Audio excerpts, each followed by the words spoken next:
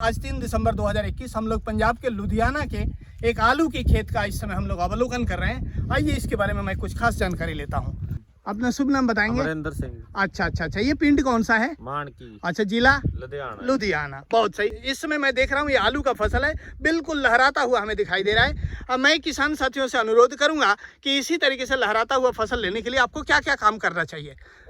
यहाँ पे खाद क्या डालते हैं आप? डीएपी। कितना डीएपी डालते हैं? डीएपी हम 5 गट्टा डालते हैं। 5 कट्टा। ईमानदारी से तो आप 5 कट्टा डालते हैं। मेरे को नहीं पता रात के अंधेरे में आप लोग कितना डीएपी डालते हैं। साथियों, मैं अनुरोध करूंगा मृदा परीक्षण के आधार पे और आलू अनुसंधान केंद्र के सिफारिश के हिसाब से ही आप इसके अंदर खाद का प्रयोग करें। इसके साथ साथ मैं आप लोगों को राय दूंगा, जब भी आप कोल्ड स्टोरेज से बीज को ले आ रहे हैं, बीज शोधन करने के लिए मॉन्सोरन नाम की एक दवाई आती है, बहुत अच्छा ये फफूंदीनाशक है। आप ये जो उल्लीनाशक दवाई है इससे आप बीज शोधन करें। और इसके साथ साथ हमारे डॉक्टर साहब के हाथ में मैं देख रहा हूँ तलवार जिंक सुपर 14 है। इस समय 33% जिंक सल्फेट का रिजल्ट नहीं मिल रहा है। अगर तलवार जिंक सुपर 14 डीएपी एनपीके जो भी खाद डाल रहे हैं उसके नाल मिला के डालेंगे तो आपको बहुत अच्छा रिजल्ट मिलेगा। एक और चीज है इसमें, वो क्रिस्टोराइजा नाम से आता है। आलू एक ऐसा फसल है कि इसकी जितनी दूर तक जड़ें होंगी, मैं आपको अभी दिखाता हूं किस तरीके से होना चाहिए। साथियों देखिए, ये जो हमारा आलू का फसल है इसमें हमारा जहां तक जड़ें जाएगी, जितनी दूर तक जड़ें जाएगी उतना ज्यादा इसके अंदर आलू होगा। तो हमारा जड़ों का विकास जितना दूर तक होगा उतने दूर तक आलू जाएगा। मैं इस तरीके से बताने की कोशिश करूंगा, जितना दूर तक आलू जाएगा उतने दूर तक पत्ते जाएगा। यानी आलू का जो हमारा फसल है, जैसे यहाँ पे मेरे को फैला हुआ दिखाई दे रहा है, ऐसे फैला हुआ होना चाहिए। ये फैला हुआ कब होगा? जब जड़ें बहुत दूर तक जाएगी। जड़ों को दूर तक ले जाने के लिए क्रिस्टोराइजा नाम से बहुत अच्छा उत्पाद है, ये हमारी क्रिस्टल क्रॉप प्रोटेक्शन लिमिटेड दे रही है। अगर कोई किसान साथी 4 किलो प्रति एकड़ क्रिस्टोराइजा का इस्तेमाल करता है तो इसमें जड़ें काफी दूर तक जाएगी। तो मैंने 2-3 बात आप लोगों को बताया। बीज लीजिए, बीज को शोधन करिए मॉन्सोरन से।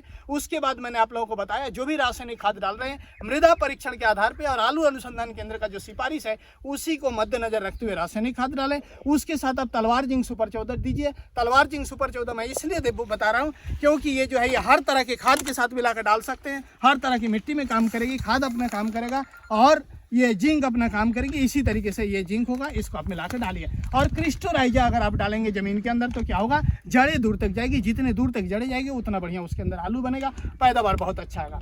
श्रीकौर दवाई से आप आलू की खरपतवार को नियंत्रण कर सकते हैं। इसको लगाने का 2 समय है, पहला आलू बिजाई के तुरंत बाद और दूसरा पहला पानी के ओट पे, बशर्ते हमारा आलू 4 पत्ते से नीचे का हो।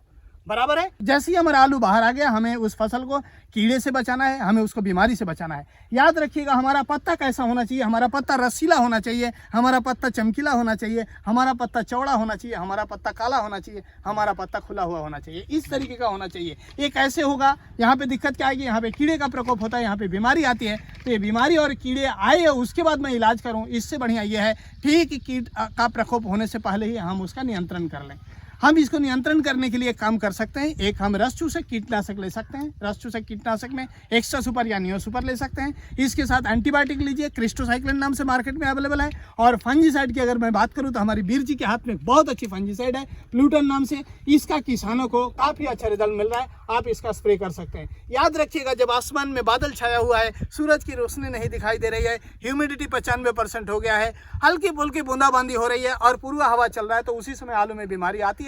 अगर उस दरवाजे में बीमारी आने से पहले अगर हम इस तरीके से दवाइयों का इस्तेमाल कर सकते हैं तो हमारा आलू सुरक्षित रहेगा। रही बात पानी लगाने की, अगर पाला पड़ता है डरने की कोई बात नहीं है। पाला पड़ता है तो उसके अंदर, खेत के अंदर पानी लगाएं, सल्फर का इस्तेमाल करें और जिधर से हवा आ रहा है उसी साइड में अगर थोड़ा सा हम पानी का कोई अगर स्रोत हम बना देते हैं, पानी अगर रोक लेते हैं तो हमारे खेत में पाला नहीं पड़ेगा। एक न्यूट्रोजन नाम से उत्पाद आता है, वो आलू के लिए बहुत अच्छा काम करता है। हम न्यूट्रोजन का भी इस्तेमाल कर सकते हैं। वो कोई टॉनिक नहीं है, वो टेक्नोलॉजी है।